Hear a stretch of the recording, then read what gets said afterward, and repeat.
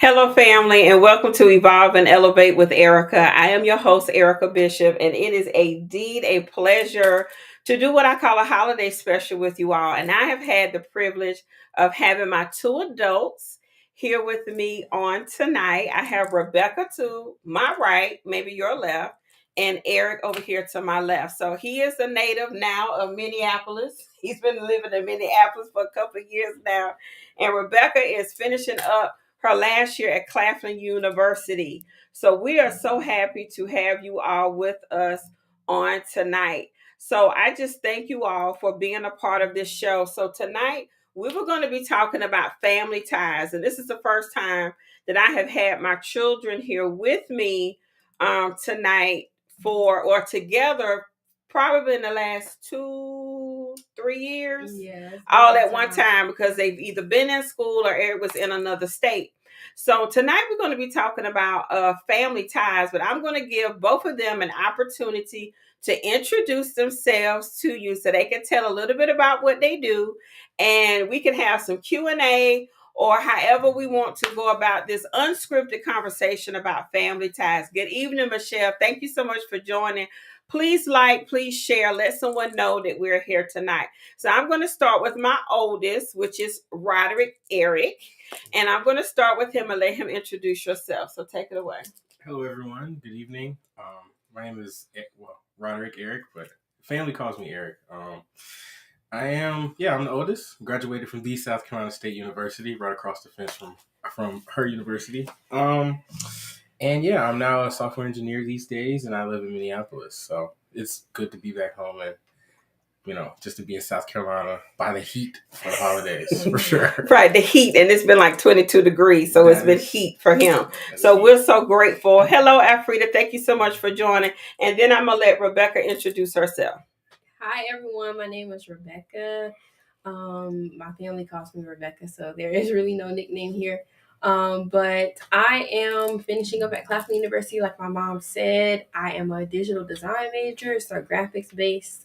And I'm just happy to be here and happy to be spending time with my family this holiday season. All right. Well, thank you so much to my babies, but my adults, as I call them. So I named this one tonight called Family Ties because as family, we go through a lot of different things in a lot of different ways. And I'm very grateful. And I've shared with you all, if you've been with me for some time, I've shared with you all some of the stories of them growing up, our relationship between parent and adults at this age. And a lot of that started when we had what we call Amnesty Day. And this was when they were around about 10 and 11, maybe 9 and 11, maybe 10 and 12. And this was a day that the Lord told me that I needed to give them amnesty, meaning that I asked them some specific questions as a parent.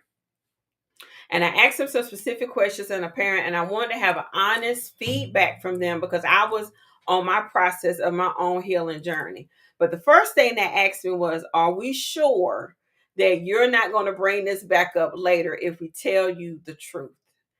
And with that, my son is smiling because he remembers that day.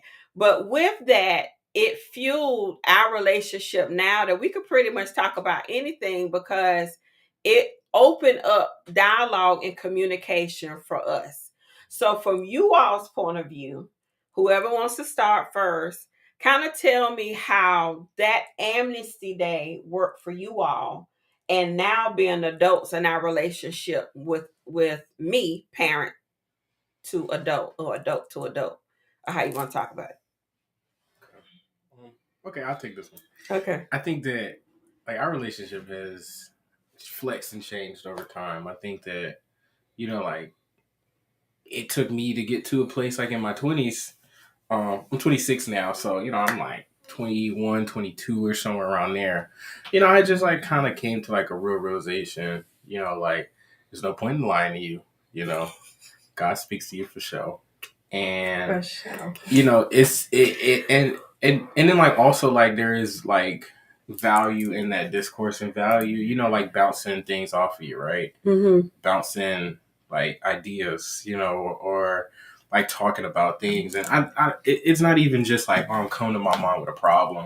You know, it kind of like evolved, and I'm just coming to you about some social commentary. I'm coming to you about something I think is funny. And I think it just kind of created like open avenues. And I feel like you know me more as a person. And I know a lot of parents out there have no idea who their children are for real. You have more of an idea of who I am than some parents have an idea of who their children are. And, you know, we have been through things, seen things, had very serious conversations. And like, I think, you know, like I just had to kind of like grow up to get some of that. But, you know, I'm glad that like you were a listening ear and a understanding, you know, and understand the person to have a conversation with. And also like some of the advice you give me isn't all just like, you know, like let's say I'm coming to you about a girl. It ain't always just like, oh, she the problem. No, some things lie with me and I need to hear that, and that's real. So, you know, I think you kept it real the whole time, and that's what's very important. Thank you. What about you, Miss Rebecca?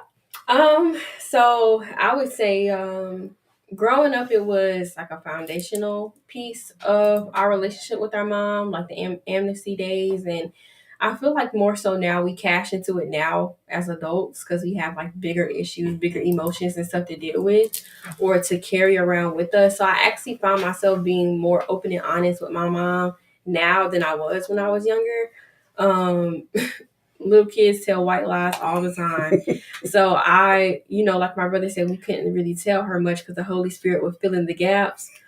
But we, you know, it took us some time and some trial and error to figure out like, wow, like when she say the Lord be telling me stuff, she means it. So we would try little things here and there. But as I began to grow older, I realized that really not telling the truth or being afraid of the consequences because of the truth was like a barrier in between having a real relationship with my parents and with my mom. So really that honesty opened up a lot more else. Like honesty opens up understanding. It opens up more patience because you finally realize where the other person is and you can be more empathetic. And then I feel like it really like builds upon, you know, mother and son, mother and daughter relationship, all that stuff. Like lately, I've been really open and honest with my mom, and we've been able to dig into a lot of things, a lot of things. And I'm sure you guys can imagine like a young girl issues and stuff like that. So just mainly things like that. But yeah, Amnesty Day kind of laid the foundation that we're still like building upon. But I do think it is, really beautiful to be able to go to my mom. And she's always been a listening ear, but more so now, like she is so patient, so understanding, so kind.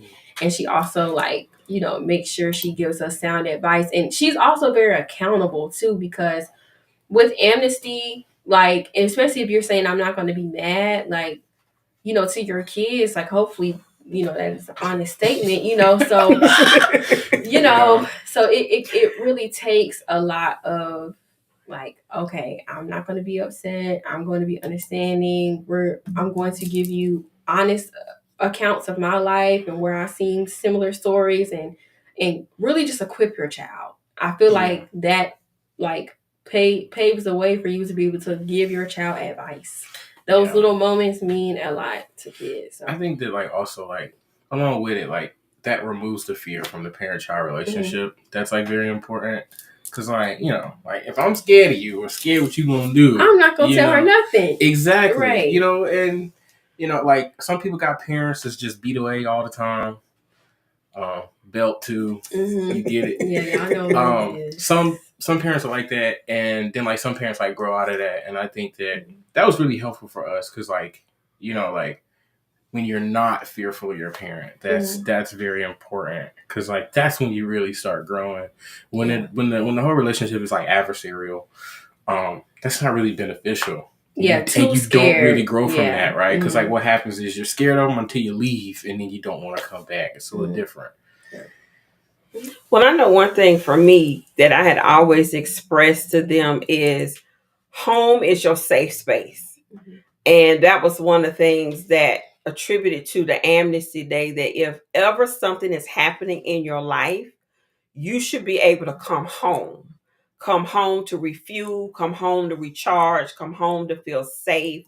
All of those things were very important to me, for them, no matter where they were, get back to the home house, right? And that's one of the things we even talked about with the world that's happening today. Where's our safe place and our home base that we can come back to, and that be that place where we can take that breath, say la, breathe a little bit, exhale, recharge, and then go back out into the world for whatever it is. I think that's events in itself in my life right now, like living over 1,000 miles away. 1,000 miles away. You know, it's really like, okay, I need to get back down to the south Right. where the love is, you know. And yeah, so yeah, like that's very important, because like, and you would definitely know if you run a house that ain't safe, because there's nobody coming back on time. Right. No, nobody coming back. Right. And we like to have fun and do all those things. So speaking of that, give us one each, different stories of your most memorable childhood story. Oh, you gotta kind of categorize it, because it's a lot. Like with you, or like just, it could be with me. Just your childhood story. We're talking about family ties. I have a great one. This is a story of how my mom watched out for me when I was a younger girl. I remember I was in my Disney princess era. I feel like all little girls go through the princess era with the little Barbie dolls and stuff. And I remember my birthday was coming up, so she had invited all my little friends to come and spend the night. She also surprised us with tickets to Disney on Ice. Remember that? Yeah, I forgot about that. We went to go see Disney on Ice, and I remember us like prancing around. I think it was like Colonial Life Arena or something, and we were just so happy to be there. And of course, the memory of the show is kind of vague, but I just remember going to Disney on Ice, and then we had a big sleepover at the house afterwards. Now, if y'all have kids, y'all understand sleepovers are not easy feats. Like, you're putting yourself like, it's a lot. It's a lot. Because you already dealing with your kids, and it's like, boom, you running to daycare or school. So especially because we all little girls, we all sassy and like full of personality and everything. And I say sass is a good thing. But I just remember that night I was, trying to play mini hostess, because my mom was really the hostess. But I'm sitting here tending to all my friends, and I'm like, yeah, we just having fun. And my mom started to sense that I was getting tired. And I remember she literally came into the room, and the room was like not chaotic, but it was definitely full of energy still. It was getting late. She tapped me on my shoulder. She said, "Rebecca, come on." And I just followed her. I just knew to follow my mom. And she took me into the other room, and she told me to get in the bed and go to sleep. So I guess she knew, like, okay, if the birthday girl go to sleep, everybody else is going to fall asleep afterwards. And I just remember waking up the next day. We got ready, was having breakfast and getting washed up and everything. And all my friends was like, "Where did you go?" I said, "I don't even know, my mom took me to."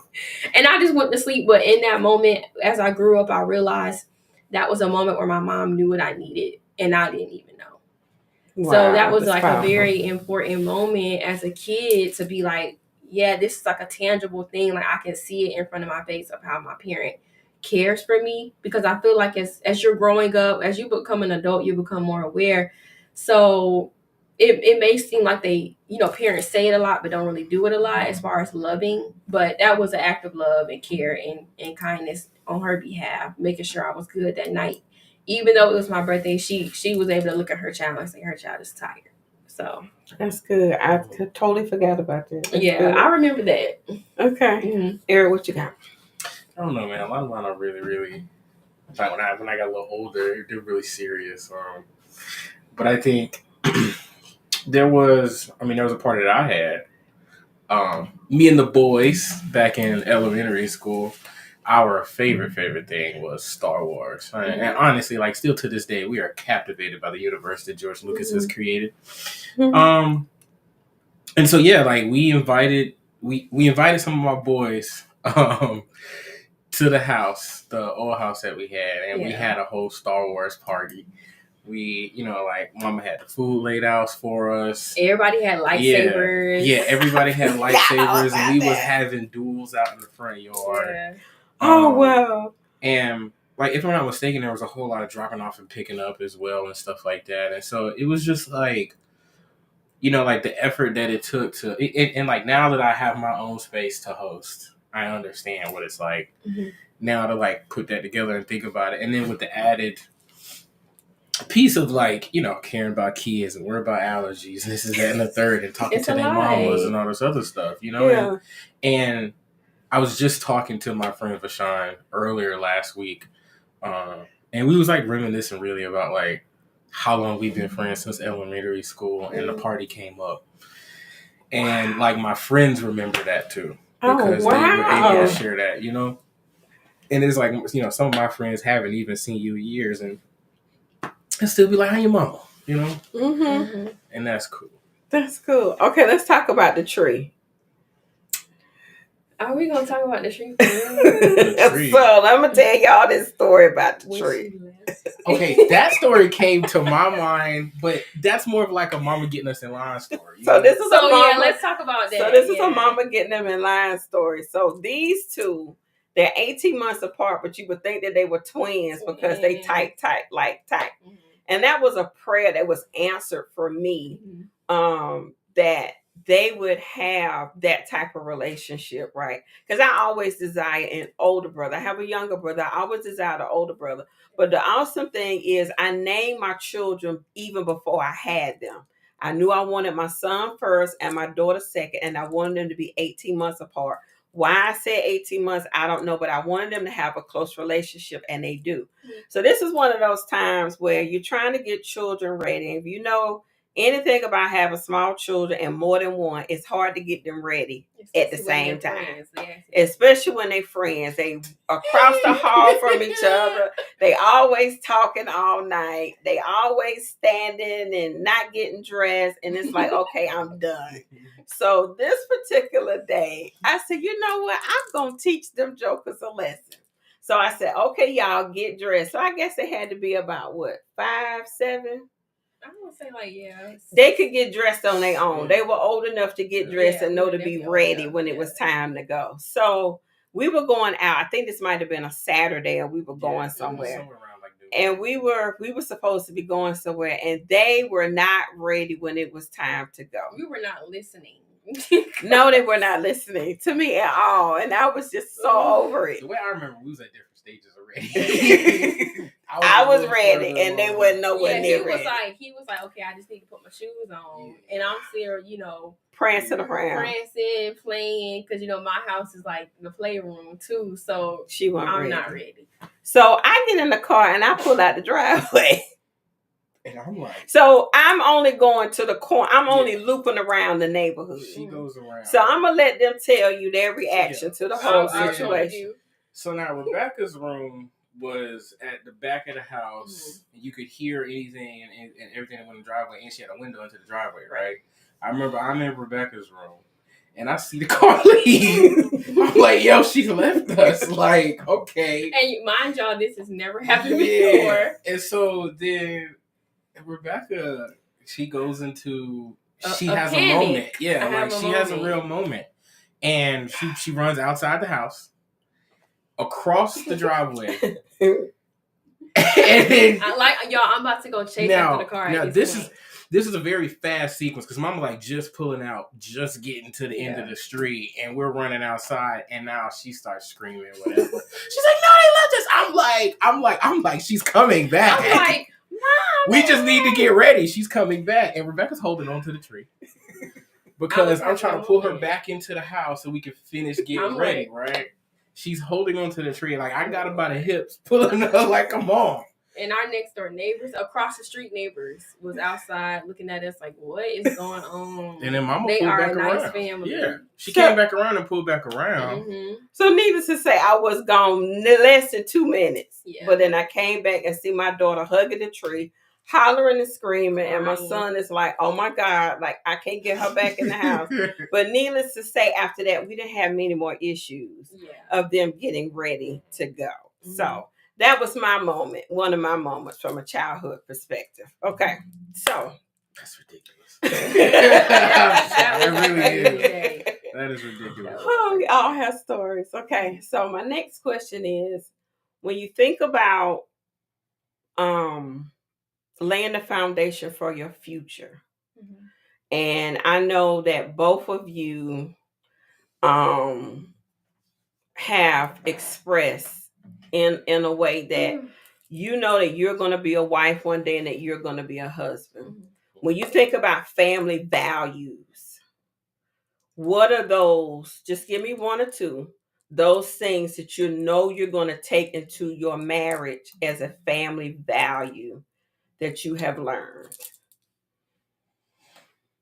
Okay, he started off the last one, so I think he did. So I'll start off this one. I would definitely say like being a younger child, grown into an adult. I've been able to see a lot of things. And as a child, sometimes you grow up and you say, okay, I want to grow up and be like that, or I want to grow up and I don't want to be like that. So off the top of my head, the things that I will know to kind of embed and make sure I'm carrying and building upon in my family is definitely like transparency. Because I think honesty can kind of be misunderstood sometimes because we think like I'm being honest in what I choose to tell you. Oh, that's But good. transparency is like you gonna see everything. Oh, that's real So good. transparency because it allows you to look at the person and say, okay, now that I know everything, I love you for all of it. Mhm. And that's how you can really build upon that almost unconditional love. Because I feel like the only unconditional love we have is really from God. But you know, when it comes to your family, you can't choose your family. There's a lot of unconditional love that goes on in the family level as well. So definitely transparency, protection is definitely a huge thing. Like if we're in public, will I stand up for you? If we're around other family members, will I be there and stand up for you and protect you and stuff like that? Even if I wasn't there in the situation and you're telling me about it, am I understanding, accepting what you're saying, or am I thinking that you know it's a lie and I don't, all that. So protection, definitely emotionally, physically, like spiritually, because I feel like you should have some type of like leadership in your family, someone who is driving you and encouraging you to get closer to God. And of course, like just having that quality time. We grew up with a lot of quality time in our family. Yeah, no matter what the dynamic is or whose house we were going over for holidays and stuff like that, family time was always a big piece. Even if we had to travel to do so. I know our dad's side of the family, they're really big on making sure that the family stays together, even extended families through reunions and things like that. So that quality time and just knowing who your family is, that has to be there. I think along with like transparency, you need candor. You know, like you need to just be able to say it and just be real. Yeah, I think sure. like sometimes people really go through a whole lot of rigmarole to dress it up. You know, because they're trying to keep an image. Like I don't want to keep an image for my mom. Like I talk to you. I talk to you pretty close to how I talk to the homies. You know, it's you know, like sometimes it's a little wild. Sometimes you're like, what am I hearing? But like that's real candor. That is real candor. And like, you know, like I don't have to wear a mask because like some people really are trying to keep things cute for grandma and keep things cute for mama. And you grandma know, already know. And that's just not really what I'm feeling. You know, and that's never what I wanted out of a relationship with my parents. I mean, like also I think like I value that you and Dad both are God fearing people for real, and that has shown a lot because like I certainly like understand now that there was a lot that y'all went through. A lot, yeah. There was a lot going on. There was, you know, moving houses, moving districts, this, that, and the third.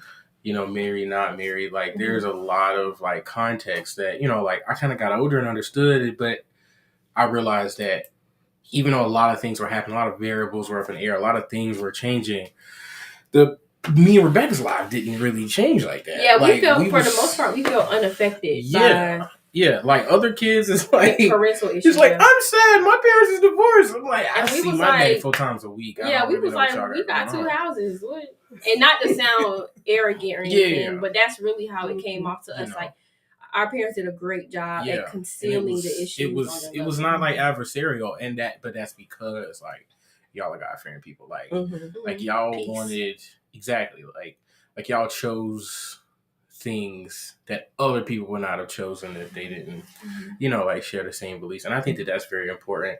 And I think that like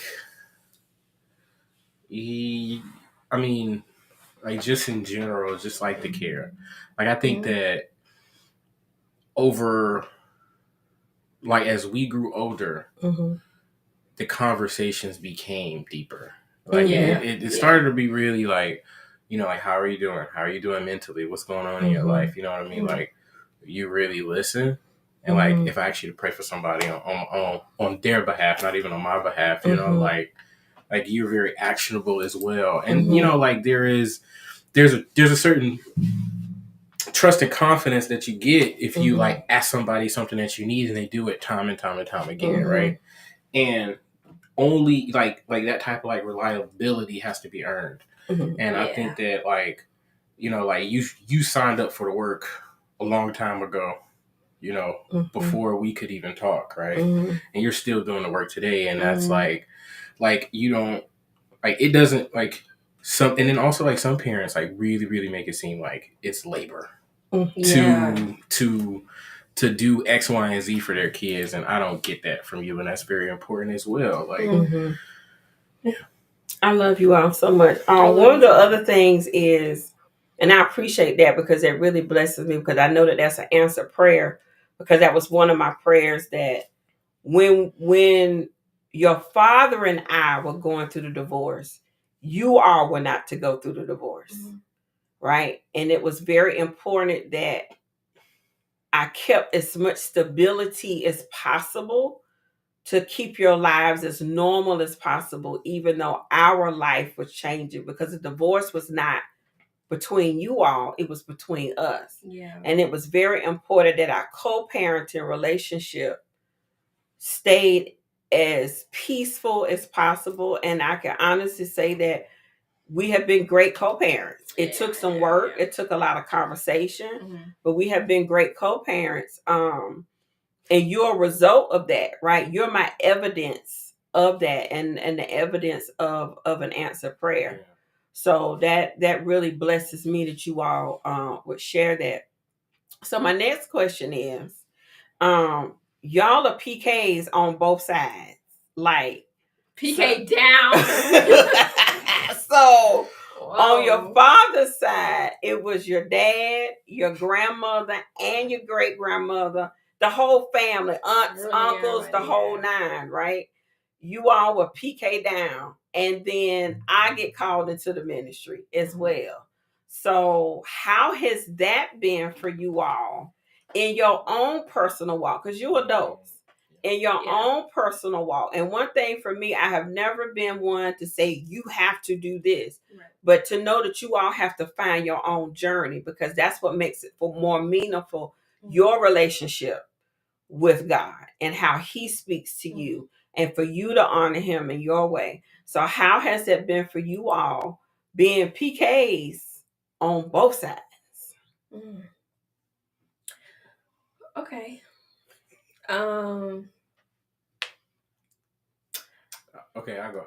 I feel like growing up, it gave me a standard to keep.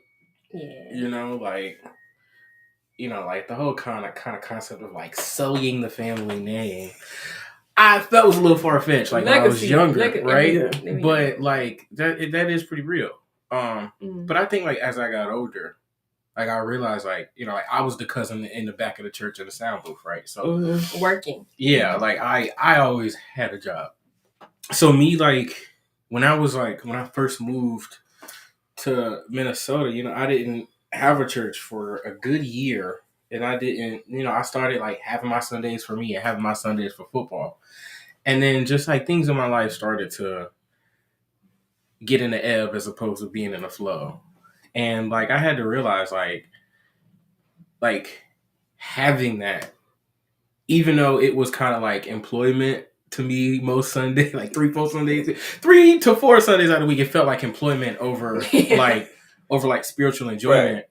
Now that I'm not working, I'm at a church. I am just like I'm a believer sitting in the sanctuary right now, and having that, and with this new lens, it's like, yeah, being in church keeps me grounded. Being in church is what I need. It does. And it's just, that is necessary, and that is definitely like a better way to live life, to live life than being just out here, doing whatever in these streets. It's just like, I feel like that set me up really, and like I had to go away and revisit to really get like how important that was, like the whole time. I didn't really see it because it kind of felt like work, but yeah, I get it now. Okay. Well, I would say they definitely had us working in that church. I'll say that. His job was sound booth, and eventually mine became the bookstore.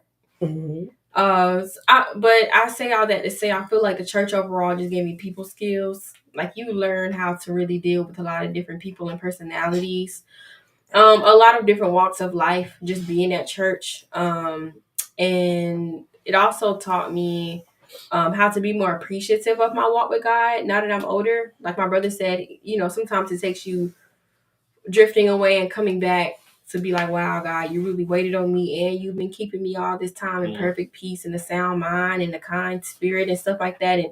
And the world don't give you those things. So once you realize, and especially being a young adult, you realize like, okay, this is that adulthood that they were talking about.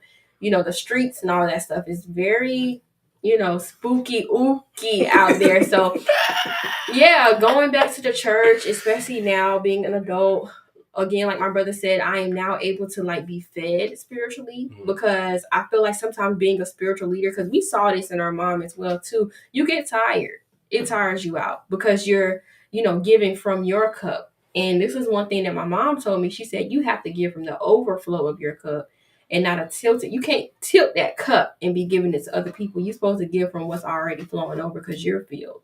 So of course, now that I'm an adult, I'm realizing the importance of being filled and the importance of working for the church, because we are supposed to be the hands and feet of Jesus, but you are also supposed to be equipped while you're doing that. So you need to take your time. For anyone out there wanting, I guess, thinking about volunteering or taking leadership, like, think back on what your foundation was, where you are with God, ask him if you need to do it, and just realize if you are filled or not, equipped or not to be able to help others. Because one thing I will say is, like, I've seen my mom give from the overflow, and I've also seen her give from a tilted cup. And I feel like both of the times, thank God, God willing, she was equipped. She is a prayer warrior. Okay. So yeah, I don't know what did that, but it definitely taught me that giving from your overflow is extremely important. Extremely important. Awesome. Thank y'all so much. That was a blessing. Last question, and then we're gonna go have some fun. So first of all, I want to say thank you for doing this, both of you, for taking the time, and I'm so appreciative, because one, I wanted to create this memory for us, so we will always have it. And then two, just to say thank you publicly, because I always tell them it's a privilege and an honor to be their parent. I'm honored to be their mother. God could have chosen any other children for me to take care of, but I thank God that he chose me to be the parent for these two. And I told them, I said, y'all, the Holy Spirit raised y'all. Yeah, I ain't know what I was doing, because I was 25 when I got married, 26 when I had Eric, and I think 26, 28, almost 29 when I had Rebecca. And child, I didn't know what I was doing. So I just thank the Lord for his grace and his mercy that they grew up as I grew up. And I'm glad that they didn't give up on me as a parent, because I made some mistakes and had to be accountable to them, and go back and apologize for the stuff that, now that I have known better, to go back and apologize for the stuff that I didn't do right, that they really didn't know, but but I shared with them why I needed to apologize, right? Why I needed to have that conversation with them, because I don't want them to carry on something that they either caught or they taught from me that wasn't right. So, because I want them to be better, as they go forward in life and they build their family. So, you said something that was really important, and I just want to talk about your transition into adulthood, your transition into adulting, living on your own, moving forward in life. Did you have what you needed? And then what is something that you would share with someone as they're transitioning into being an adult? I remember I asked you before I moved. Yeah. You remember, like, I actually we was in the room there, and I was like, "Do you trust me to, move and like leave on my own?" And he was like, "Yeah." And then, like, I remember Dad's answer also. Dad was like, "Why wouldn't I? I done seen you do everything. Bought a car, sold a car. Yeah. You know what I mean? Like, investment, handling bills. Yeah. Was like, I basically handled all my paperwork for college. You know what I mean? Like, and then, like, even in high school, getting into that, right? Like, like, I feel like I was raised to be pretty independent and pretty responsible, in particular, given, like, everything, and I think the part that I'm at now, because I was like 23 when I moved out on my own. I'm 26 now, and it feels weird. But I think that I went through a period of, like, living my life at the speed of light. And I was, like, just in the mountains earlier this weekend on doing some trails, and I stopped in the middle of the trail, and I told my homie, I was like, "This is the speed of life right now. Like, I need to move at this pace, something that is, like, sustainable, something I can build on, something I can stay consistent with." Because it's very easy to move away from home and act like you don't got one. That's good. And so, like, just like in general, like, especially, and the people who had good upbringings are very aware that they have good upbringings and they know when they messing up. If you had a good upbringing, just realize that a lot of that stuff that you could do now that you have autonomy and agency, there's a reason why you were advised against it. There's a reason why your spirit is telling you not to. And, like, there's a lot of things that hit you all at once when you're, like, a full adult, when you really out here. Because if the consequences fall on you, then, yeah. And the consequences be heavy. You know what I mean? It's one thing if mama can save you. It's a whole other thing you get evicted 1,000 miles away. That can't happen. So, like, even though like you're going out for your first time, you might be like, your younger 20s just out of college or whatever. Don't try to take life at the speed of light. Take your time. It's okay to take your time. You got time. 30 is a glass ceiling. It's not real. Like, you don't have to rush to get everything everybody else have. You don't have to rush to get everything everybody else had when they was your age. Just take your time, do your thing, and always pour into you. And that's just kind of like the best advice I can give anybody that's at the beginning of their career, beginning of living on their own. Yeah. Before Rebecca speaks, one thing I want to say that I appreciate about Eric, and as he has become an adult in his own man, is his level of friendship. And I notice, that he has a very caring and loving heart, very big heart.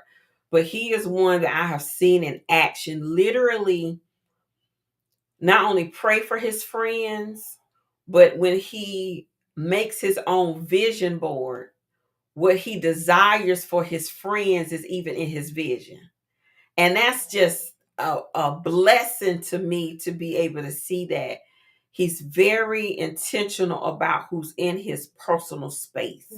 And I call it your God space. Those that people that you have acquaintances, but those who come very close to your heart that are a part of God's plan for your life, I call those people the ones that are in your God space. And he's very intentional about his God space. So just to see him honor his friends the way he does and make sure that they do have time away and that they share those things and they have those transparent conversations is truly a blessing. So I just wanted to just honor him for how he honors his friends. I just really a blessing. Go ahead, Becky.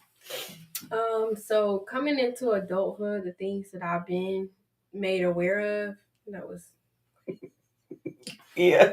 so the things that I've been made aware of really is the importance of working hard, because in a lot of situations in my life, like I would get to the end of something, and I'd be like, "Oh, I could have went harder," and then you end up having those situations where you're like, what could have come if more work was sown into it, like what would have been reaped and everything. That's more so hitting me now, as like a 24-year-old than it did as like an 18, 19, 20-year-old, because the hard work, I guess you could say, or the accomplishments that I had at that point in my life were like easy to me. And now I've grown out of those things, and I'm having to like really like grind and really like chase after the things that I want, because the stakes are even higher now. So I would definitely say the purpose and the importance of working hard, having goals for yourself. And I know the question was, did I feel equipped? Not quite yet, but the Lord is equipping me. My parents are helping me out. I have an older brother who is like very insightful, my grandmother, all these wonderful people around me. That's really just helping me like grow and heal and really progress in life. I really feel like I feel that I'm not equipped, because mentally sometimes I will create my own barriers. But if have a strong sense of why and a strong sense of self-worth and drive, personal drive, you can surpass all those things. So that's what I'm really working on to build right now. Is those three things that I listed, and just striving to just do more in my young adulthood, because I remember I was watching this interview of Denzel Washington, and he said, as you grow up, you learn, you earn, and then you return. So now I feel as though I am in my breaking out from the learning into the earning. That's what's happening in my life right now. So. That's good. One of the things that I want to talk about Rebecca is we thought that Rebecca was going to be a nurse growing up, honestly, because just her level of empathy and caring for people. She was one, if anybody was to be hurt or anything happened, she was the first one into the first aid kit. She was the one who knew how to do all these things at a young age. And that's just her openness and her heart. But one of the things that I also appreciate, she understands her pace. Something that Eric was talking about earlier. She understands how she needs to move, and she understands also how she needs to when to give and learning when to pull back. But most of all, she's learned how to schedule time for herself so that she can have the necessary self-care for her own mental wellness. And that level of awareness is very important and such a blessing to have, because it took me a long time to figure it out. I was almost knocked out, dragged out, dead and gone before I realized, burned out on all the edges, just crispy, just a hot mess, before I realized how I need to take care of myself. And I'm grateful that she sees that within herself, and then also she knows how to do that with her friends as well, and just have that time. So I think that that's very important. Both of them are like that, even with their friends. So that's just a blessing. So we're about to sign off, you all, and we thank you all for joining. Thank you for the wonderful comments. I appreciate you all for allowing us to have this time with you as we were talking about family ties. And yeah, you're right, Michelle. Michelle gave the comment. I promise you that there are some adults old enough to be your parents that are still working on the same things, and we are. It's a consistent journey. It is. It's a consistent journey. And Tiffany, you made a comment earlier about Amnesty Day. When me and their father was together, one of the things that we had, it was called a tighten up list. Oh wow. Yeah, I heard That about was this. kind of like I am this today. It was called a tighten up list. And then we would sit down neatly and have a conversation and be like, okay, we're going to talk today as friends and we're going to have a conversation and give each other feedback on what it is that we need to tighten up. And we would literally make a list, put it on the mirror in the bathroom, three things, not a whole long list, but three things that we committed that we were going to work on. We committed that we were going to work on. Three. So, because we can get these long lists, but it's what we call the tighten up list. And it worked for a little while, needless to say. We're in a different space now. But it helped us to be good co-parents. So with that, I'll say it. So thank you all. Does anybody have any questions before we go? I just want to say thank you for being a part of this as we talked about family ties. We'll definitely have to do it again. I think this is a great segment. And I know Errica will be back in Minneapolis and Rebecca, she may be traveling somewhere, but we'll figure out a time to do it again so that we can continue to talk about family ties because I think it's very important. There's a couple other things we could have dived into, but we won't do that tonight because that'll be a whole other situation. Mm-hmm. But it was definitely good to have this conversation. So thank you, my baby. Thank you, my baby. And I lost it. Okay, there we go. We back. So I thank them for being here with me. You all have a Merry Christmas.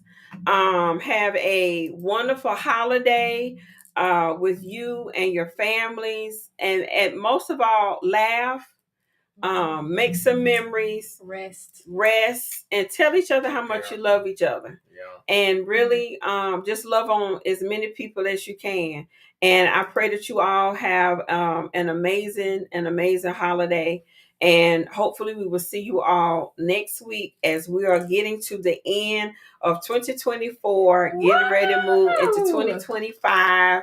Very excited for this second year of Evolve and Elevate with Errica. And I'm so grateful for all of you who have been followers, all of you that have been guests. And I thank you all for all of your support. Continue to subscribe, like, and share. And we appreciate you all so much. Be so blessed. And we'll talk